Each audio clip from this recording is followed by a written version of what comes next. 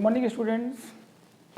आज के हम क्लास में बात करेंगे फैट सॉल्युबल विटामिन के बारे में कि फैट सॉल्युबल विटामिन क्या होते हैं, क्या इनके सोर्सेज हैं और इनकी कमी से और अधिकता से हमारी बॉडी में क्या इफेक्ट हो सकता है। पिछली क्लासेस हमने हमको बताया था वाटर सॉल्युबल विटामिन और फैट सॉल्युबल विटामिन। आज हम बात करेंगे फैट सॉल्युबल विटामिन की। तो फैट सॉल्युबल विटामिन क्यों कहा जाता है इनको? मतलब ऐसे विटामिन जो हमारी बॉडी में पाए जाने वाले वसा के साथ घुलनशील होते हैं, ऐसे विटामिन को हम वसा में घुलित या फैट सॉल्युबल विटामिन कहते हैं। कौन कौन से होते हैं? ए, डी, ई और के। ये चार प्रकार के जो विटामिन होते हैं ये फैट सॉल्युबल विटामिन होते हैं जो बॉडी के वसा के साथ में घुलनशील होते हैं। अब हम बात करते हैं डिस्कवर की। हम बात करेंगे विटामिन ए के डिस्कवर की। विटामिन ए, तो विटामिन ए को डिस्कवर किसने किया? और 1905 में मैकलम एंड डेविस नामक वैज्ञानिक ने सबसे पहले इसको डिस्कवर किया और बताया कि ये कॉम्प्लेक्स प्राइमरी अल्कोहल, मतलब ये जटिल प्राथमिक अल्कोहल होते हैं, प्रेजेंट इन पिगमेंट फॉर्म और पिगमेंट के रूप में उपस्थित होते हैं by the help of palmitic acid, मतलब पामेटिक एसिड के माध्यम से जो है पिगमेंट के रूप में ये पाए जाते हैं। बात करते हैं कि ये प्लांट और एनिमल में अलग अलग तरीके से पाए जाते हैं, अलग अलग फॉर्म में पाए जाते हैं। प्लांट में बीटा कैरोटीन के फॉर्म में पाए जाएंगे और एनिमल में रेटिनॉल के नाम से पाए जाएंगे या रेटिनॉल के फॉर्म में पाए जाएंगे।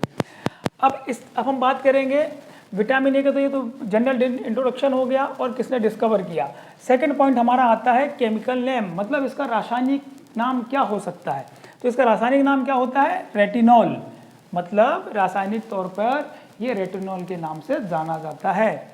थर्ड पॉइंट हमारा आता है केमिकल फॉर्मूला। इसका रासायनिक फॉर्मूला क्या होता है? रासायनिक फॉर्मूला होता है C20H29OH। ये इसका रासायनिक फॉर्मूला होता है। अब हम बात करते हैं सोर्सेज की। सोर्सेज मतलब किस किस माध्यम से ये पाया जाता है। तो दो सोर्सेज होते हैं, वेज और नॉन वेज। वेज सोर्सेज की अगर हम बात करते हैं तो sweet potato, carrot, papaya, tomato, spinach और कैप्सिकम, शकरकंद, गाजर, पपीता, टमाटर, पालक और शिमला मिर्च में ये पाया जाता है। सेकंड हम बात करते हैं नॉन वेज सोर्स की। नॉन वेज सोर्स की अगर हम बात करें तो फिश लीवर ऑयल, मछली के लीवर के तेल में, मतलब यकृत के तेल में, मिल्क और एग यॉल्क, मतलब अंडे का पीला भाग, इन तीनों में जो है विटामिन ए पाया जाता है। ये तीनों क्या है? नॉन वेज सोर्सेज है। तो ये तो हो गया हमारा general introduction, chemical name, chemical formula, veg sources, non veg sources कहाँ से आता है, कैसे आता है और किन में पाया जाता है। नेक्स्ट हम बात करते हैं डोज की। तो डोज मतलब क्या चीज़ें कितनी मात्रा में हमारी बॉडी में ये उपस्थित होना चाहिए। तो मेल और फीमेल के लिए अलग अलग डोजेज होते हैं। मेल पे होता है ये 900 माइक्रोग्राम और फीमेल में होता है 700 माइक्रोग्राम। ये इसके डोज होते हैं। अब अगर इस डोज से हमारी वैल्यू कम हो जाए या ज़्यादा हो जाए, अधिक हो जाए या कम हो जाए, तो बॉडी में कहीं ना कहीं ये हानिकारक प्रभाव उत्पन्न करेगा। विटामिन ए हमारी बॉडी में इस वैल्यू से कम हो जाए या ज़्यादा हो जाए तो कहीं ना कहीं इससे हमारी बॉडी में प्रॉब्लम्स क्रिएट होंगी या कोई ना कोई बीमारियाँ उत्पन्न होंगी। तो देखते हैं क्या क्या बीमारियाँ हो सकती हैं। तो हम सबसे पहले बात करते हैं डेफिशिएंसी। डेफिशिएंसी मतलब कमी और कमी से होने वाले रोग या इसकी कमी से होने वाली बीमारियां। तो सबसे पहले बात आती है skin dry, etching and dry eczema, मतलब ये सभी जो है स्किन से रिलेटेड प्रॉब्लम होती हैं। स्किन ड्राई हो जाएगी, इचिंग होगी और उसमें ड्राई एक्जिमा एक बीमारी का नाम होता है, वो बीमारी भी स्किन में आ जाती है विटामिन ए की कमी से। सेकेंड पॉइंट आता है नाइट ब्लाइंडनेस। सभी जानते हैं रात में जब दिखने की क्षमता में कमी आ जाए तो उसको रतौंधी बोला जाता है, हिंदी में रतौंधी बोलते हैं। तो इसको बोला जाता है नाइट ब्लाइंडनेस या रतौंधी। ये किसकी कमी से होती है? विटामिन ए की कमी से होती है। ठीक है, विटामिन ए की कमी से होती है। सेकंड बात करते हैं आई ड्राइनेस। जनरली छोटे बच्चों में ये देखा गया कि जब बच्चा छोटा होता है और वो रोता है तो उसकी आंखों में आंसू नहीं निकलते।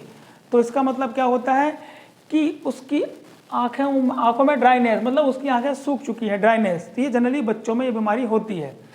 प्रेगनेंसी प्रॉब्लम, कुछ महिलाओं में भी प्रेगनेंसी की प्रॉब्लम होती है। प्रेगनेंसी की प्रॉब्लम होती है, कंसीव नहीं कर पाने की प्रॉब्लम उनके साथ होती है, वो विटामिन जो है ए की कमी से होती है। नेक्स्ट पॉइंट होता है क्रॉनिक डायरिया, एक गंभीर बीमारी होती है डायरिया, तो सभी को पता है, ये भी विटामिन ए की कमी से होता है। हेयर फॉल मतलब बालों का झड़ना, ये बीमारी भी अगर विटामिन ए की मात्रा कम होगी, एक डोज की वैल्यू से कम होगी, तो ये बीमारियां भी जो है बॉडी में पाई जाएंगी। ठीक है, अब बात करते हैं अधिकता। अधिकता मतलब एफिशिएंसी। अधिकता, अगर इस वैल्यू से ज़्यादा बॉडी में विटामिन ए पाया जाएगा तो अधिकता से क्या प्रभाव पड़ेगा, वो चीज़ें हमें डिस्कस करना है। तो क्या होगा कि कोई भी विटामिन होता है हमारी बॉडी के कहाँ स्टोर होता है, लीवर में स्टोर होता है, और लीवर में स्टोर होने के बाद क्या करेगा, सबसे पहले ये जाकर बॉडी के लीवर को डैमेज करता है। अगर इसकी मात्रा अधिक हो गई, विटामिन ए की मात्रा बॉडी में अधिक हो जाएगी, तो बॉडी के लीवर को ये डैमेज करेगा। सेकंड क्या होगा, विजन मतलब विजन आपको पता ही है, मात्रा बढ़ जाएगी तो विजन की कैपेसिटी, जैसे यहाँ पे रतौंधी प्रॉब्लम हो रही है, कमी के कारण अधिकता होने से भी विजन का लॉस होगा, विजन लॉस होगा। माउथ अल्सर, मुंह के छाले, माउथ में भी अल्सर उत्पन्न हो जाएंगे। नेक्स्ट हमारी जो अधिकता से होने वाली बीमारी होती है बोन इन्फ्लामेशन, मतलब हड्डियों का पतला हो जाना। मतलब जो हमारी बॉडी की हड्डियां होती हैं, बोन्स होती हैं, ये धीरे धीरे जब इसकी मात्रा बढ़ती है तो हमारी बॉडी की जो मोटाई है वो थिन होती जाती है, पतली होती जाती है।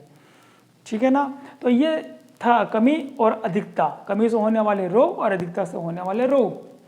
ठीक है, तो आज की क्लास में हमने क्या देखा, इसका डिस्कवर किसने किया, केमिकल इसका नेम क्या है, केमिकल फार्मूला क्या है, वेज सोर्सेज क्या है, नॉन वेज सोर्सेज क्या है, डोज क्या है, कितनी मात्रा बॉडी में जानी चाहिए, और इसकी कमी से कौन कौन सी बीमारियां होती हैं और अधिकता से कौन कौन सी बीमारियां होती हैं।